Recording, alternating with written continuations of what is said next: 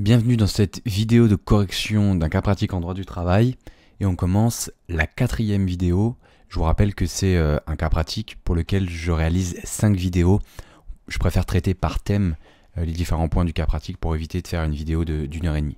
Donc là on va passer au thème du temps de travail et on va s'intéresser spécifiquement au thème de la journée de solidarité.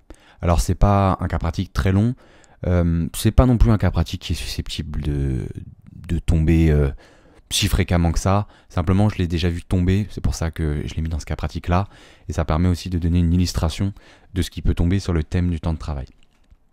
Donc, quels étaient les faits? Vous aviez un accord collectif d'entreprise qui prévoit que la journée de solidarité s'effectue le 11 novembre.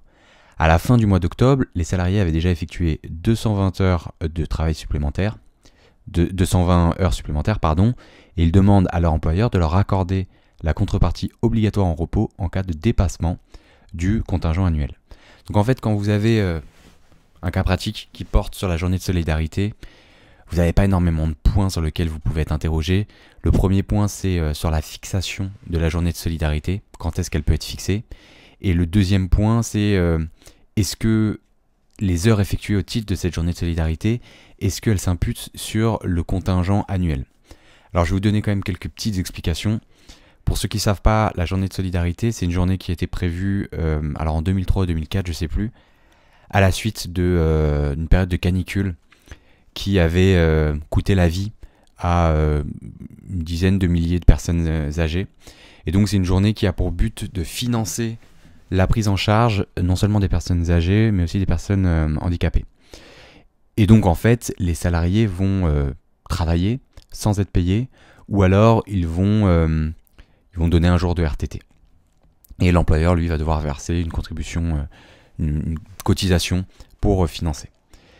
Alors ici, la première, c'est pour ça que j'ai fait comme d'habitude, j'ai fait un plan. D'abord, la première question, c'est sur la fixation de la journée de solidarité. Le problème de droit, c'était la journée de solidarité peut-elle être fixée le 11 novembre par accord collectif d'entreprise? Donc quelles sont les règles en la matière? D'abord, il faut expliquer que les modalités d'accomplissement de cette journée sont fixées par accord d'entreprise ou d'établissement et à défaut par convention ou accord de branche. Donc c'est de manière prioritaire au niveau de l'entreprise ou de l'établissement que sont négociées les modalités de cette journée de solidarité et les stipulations de l'accord de branche vont être applicables uniquement à défaut d'accord d'entreprise qui va s'intéresser à cette question. Donc l'accord va préciser la journée retenue comme journée de solidarité, mais il ne peut en aucun cas se borner à renvoyer à l'employeur le soin d'en décider unilatéralement. Ça, c'est une disposition d'une circulaire.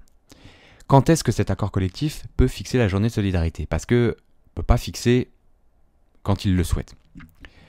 Soit un jour férié précédemment chômé dans l'entreprise autre que le 1er mai, soit un jour de repos accordé au titre d'un accord d'aménagement du temps de travail conclu en application de l'article L3121-44 du Code du travail, soit selon toute autre modalité permettant le travail de 7 heures précédemment non travaillées en application de stipulations conventionnelles ou des modalités d'organisation des entreprises, par exemple un jour de RTT, un samedi ou un jour de congé conventionnel.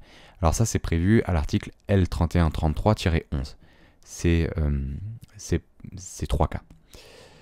Donc en l'espèce, la journée de solidarité elle a été fixée le 11 novembre par accord collectif d'entreprise, ce qui correspond bien à un jour férié précédemment chômé dans l'entreprise autre que le 1er mai.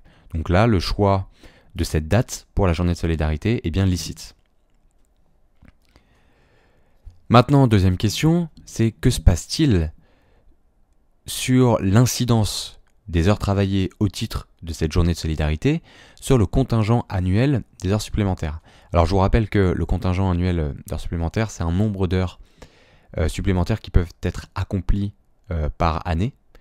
Et en cas de dépassement, il y a des conséquences pour l'employeur, notamment en termes de repos compensateur, de majoration, etc. Et donc ça a une importance de savoir si on a épuisé ou pas, si on a dépassé ou pas ce contingent annuel d'heures supplémentaires. Donc la solution en droit, les heures correspondant à la journée de solidarité, c'est très simple, c'est l'article 3133-9, ne sont pas qualifiées d'heures supplémentaires, ne s'imputent pas sur le contingent annuel d'heures supplémentaires et ne donnent pas lieu à contrepartie obligatoire sous forme de repos. Très clair. Donc en l'espèce, Là, les salariés ne peuvent pas demander à leur employeur de leur accorder la contrepartie obligatoire en repos, puisque les heures travaillées, la journée de solidarité ne s'impute pas sur le contingent annuel d'heures supplémentaires.